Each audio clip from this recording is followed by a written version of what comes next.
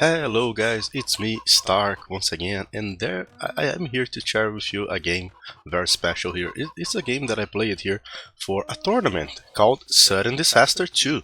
Yes, that's the second edition of the Sudden Disaster. You can find the link of the tournament here, on the description, here. Oh, okay, I don't know where I'm gonna put. On the description of the video, not in the video. I'm not an editor, okay. Okay, so basically guys, this is a very special tournament because it's played on the Sudden Disaster mode. Usually when we play Age of Empires, when we cast tournaments, when we cast games, when we make builds, everything we do is for the random map mode. And what is a random map mode? Basically, it's a map where you can win by playing regularly, starting with 3 villagers, DC, sometimes with 9 villagers. You go there, you build, you try to kill your enemy until you get some advantage, and the guy just says, oh hey, GG. So in the competitive scenario, it's very difficult for a game to go until the defeat point, where your opponent has like 0 units, 0 military buildings, 0 production buildings. So that's how this usually goes. Also, we usually play on the conquest mod, which means that in order to defeat our enemy, we would have to either defeat him or he has to resign. But in the sudden that, the win condition is actually killing the enemy town center. Yeah, like if it was a chess game and this was the king, I don't know. I don't know if this analogy stands out, but basically that's the idea. And here I am playing against South Warrior on the tournament. This was like one of the games of the series. I'm not gonna spoil the final result or how games did we play it, but I assure you that, well, I had some hard time. And I'm basically playing here Burmese versus Bohemian. The map here is Arena, since it's sudden that I'm not allowed to build any more town centers, and I'm starting here to play as the Burmese, trying to make a chicken funnel here to lure my chicken with minimized walking time in order to advance to the next age. I finish to lure the chicken, I delete the walls, I go there, I grab some sheep, and I have to share something, guys. I screw up the build here on this game. I think that it took me too long to go towards the mill. Perhaps my initial building here shouldn't have been the lumber camp instead, but the mill, because I couldn't diversify enough my food sources. So in the end, my build was crap. I tried to go for a very fast castle age, but I ended up having way too many villagers in the wood to make up for that mistake, and I also ended up eating all the food before I had enough to click up. So yeah, this build could be better, but still I was trying to go for a very fast up, and my strategy was pretty simple. I'm playing as the Burmese, where I have a cheaper monk technologies. I only pay 50% for the monk technologies, and I also gain all the wood savings from the Burmese. I gain like, oh look at that, I'm desperately trying to sell resources to click up, I have a lot of TC idle time. I basically lost one villager here out of TC idle time, guys, so yeah, that was a very crap build. I could be going up with the same time but 22 views, so bad build by me. There's a lot of things to correct here on my game, but still, I'm going towards the Castle Age and wishing a very fast Castle Age scenario. Same for my opponent. The thing is, he has 23 villagers, while I have 21. He goes up for upgrades such as the wood and the mill, and I don't need to, because I already have the wood upgrade. So I can even invest into the gold upgrade, since my game will mostly be based on collecting gold. I go for advanced monasteries. I want to have a forward position so that I can pressure my opponent. I want to have my monks on the field faster, and with my monks on the field faster and with the Burmese knowledge about the relics location, I can go there, grab some relics and already start getting an eco leverage. On this map, I was expecting him to go for some kind of monk rush, perhaps trying to go for siege, perhaps trying to go for wagon or anything like that, because it's pretty simple. We cannot build extra town centers. So sudden that mode also keeps you at 1 TC. So every time we're making a strategy, it kind of becomes an all-in strategy, which makes all the games more fun, all the games more intense. So there I am here, I'm already collecting relics, which means that I might start to have resources here soon. Let me see if I can find conversion stuff here. Oh, there we go. So relic, I'm already generating relics from gold, gold from the relics. He has more resources than I. He's one view ahead, actually 2 views ahead, because of my mistakes on the build. I also had to go forward to make the monastery, so I ended up choosing to make loom, while all of his villagers are protected here on the back, so he doesn't need that. So basically, due to his decisions, he has 2 more villagers, and he is ahead by now on the relics. Also, he is Bohemians, which also means that all his gold is being collected with the 2nd gold upgrade already. But I had the leverage of being able to collect the relics, and slowly, guys, slowly I started to generate relic gold. So that was the thing here for me. Going for the relic gold because I was Burmese, and going for the cheaper tax. So if you check, I'm already going for atonement, I'm already going for the other resources, but the other upgrades such as fate, which would increase the time of upgrade, but so was he. So I thought that by being Burmese, I would be able to cracking up, do a bunch of monks, get that, but still click faster. But this guy did a great build, focusing a lot on the upgrades, and as you can see, he had access to all the monk upgrades as well. So basically I had no leverage on my monks, but still I had some siege.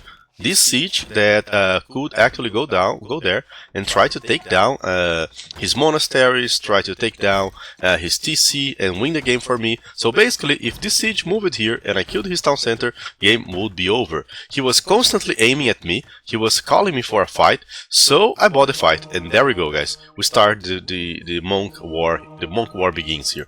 We're trying to convert each other monks. You can see that I target multiple monks.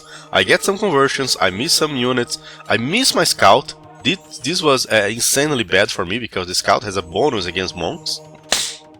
And there we go, trying to convert each other. He was doing a good job. We both had great tax here for a monk fight, and then I'm investing now in the 4th monastery. I understood that this would be played as an all-in game with monks.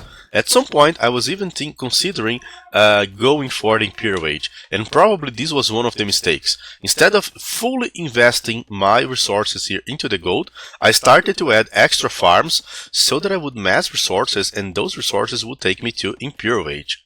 While well, he was just going for like an all-in here. He was not so concerned about going heavy for the farms. Instead, he was really heavy for the gold, also with 4 monasteries, so it was an all-in monk. So far, we had similar monk numbers, 10 for each, 11 for each. So in my mind, if we just kept similar numbers, once Imperial Age was reached, I would have such a leverage. But look at that. Warrior is way more versatile than I trying to play that. He's aiming on multiple monks while I'm just trying to convert 3 or 4 at a time. He was able to try and convert like 6 at a time. Right here, these fights are still okay. I'm still having a good population. Things are still working out for me. But Warrior is great at doing these kind of fights. So far, so good.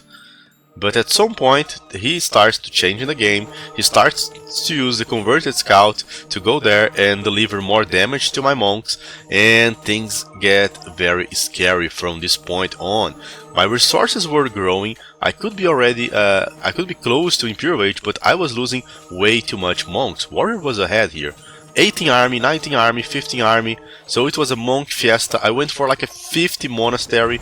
I tried to play with a Mangonel because in my mind he didn't have redemption, so the Mangonel could actually go there and kill multiple monks. But guys, that was the worst move of all, because actually he did have redemption. I didn't check, I didn't thought he had resources for redemption, but he had. And not only he had redemption, but I did not. So this was a complete disaster. This Mangonel started to kill multiple monks. Army count was already 30 versus 8 for him.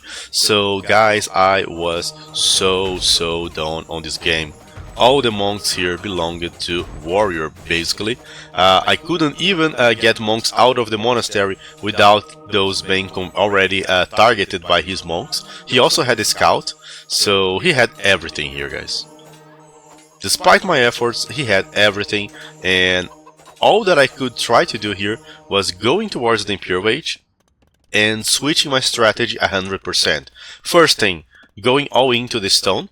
I would need a castle to secure my base.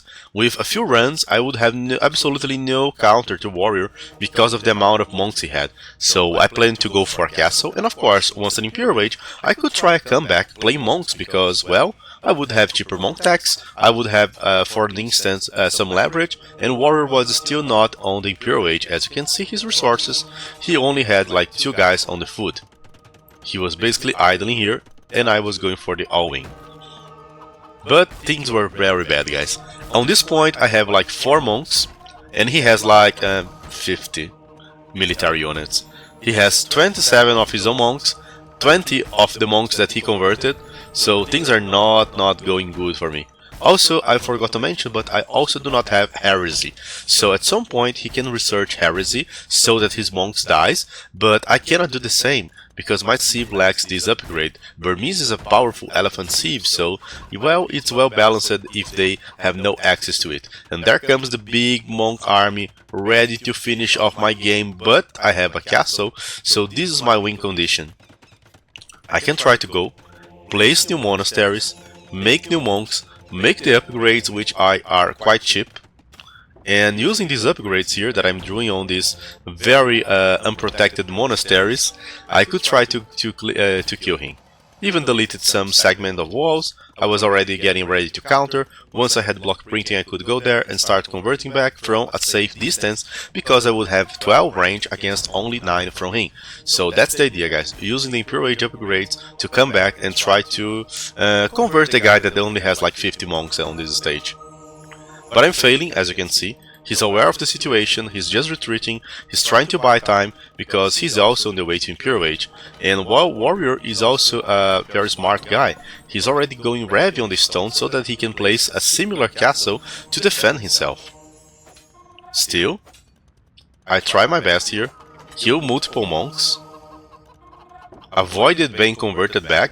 This was my comeback, guys. I already have 12 monks versus 50, he's like 10 monks less than he was before. I'm trying to convert the outpost, I'm trying to convert the siege back. I force his views to go back, and Warrior ends up going for a very defensive castle. He was already considering that I would be at some point on his gate.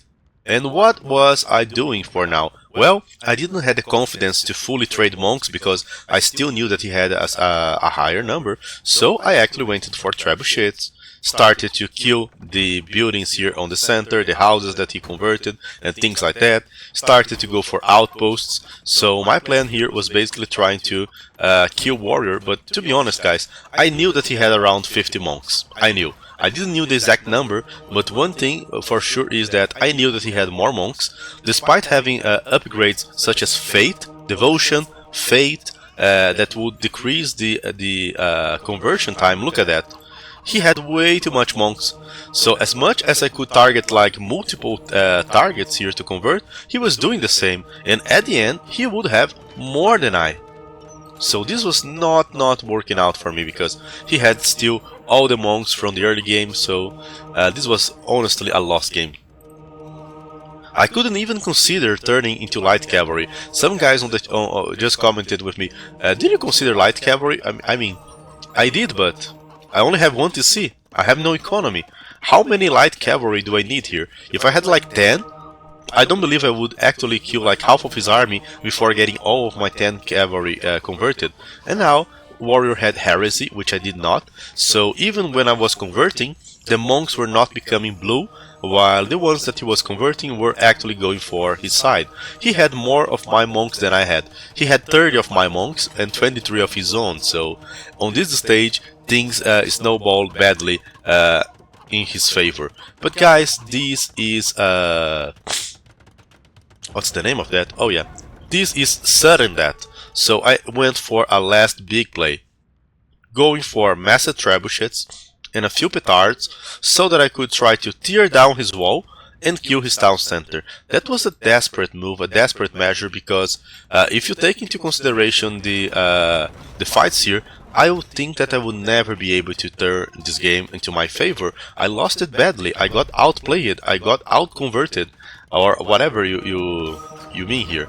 Basically things were very bad for me, there isn't much I can do. We are all focusing fully on the monk conversion, so what I tried to do here was to distract Mr. Warrior by trying to get as many conversions as I could, trying to fight back with this defensive trebuchet, which obviously he wasn't allowing me to, so things were not very good for me. But this was very intense. It requires a lot of micro, it requires a lot of detail here on your army control.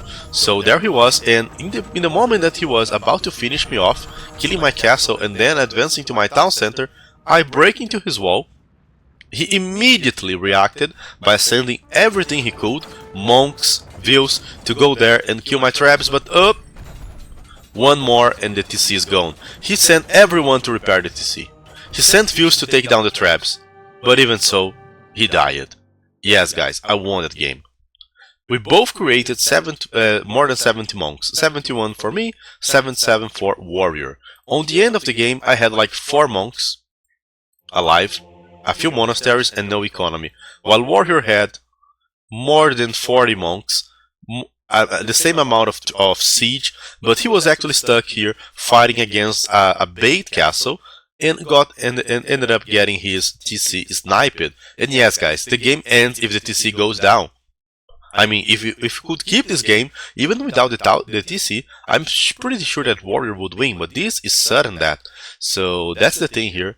So basically that's why this tournament is so fun. You can actually go for these crazy comebacks. You might be in a position where you lost the game around 20 minutes and you still win the game by taking down the enemy town center. So many strategies and many players are getting surprised and many things are happening regarding that matter. And for that reason, I recommend you guys to check it out, Sudden Disaster. I will leave the link of the Liquipedia tournament here. I will also leave the link of Jones Low. The tournament is open streamer, so there are very high chances that your favorite streamer, be it like, I don't know, Dave, T90, are probably covering the tournament, or Nulu. So go there, check it out, and you're probably gonna have a lot of fun. That was a Stark analysis with a very word game. Hope you guys enjoy it, and GG.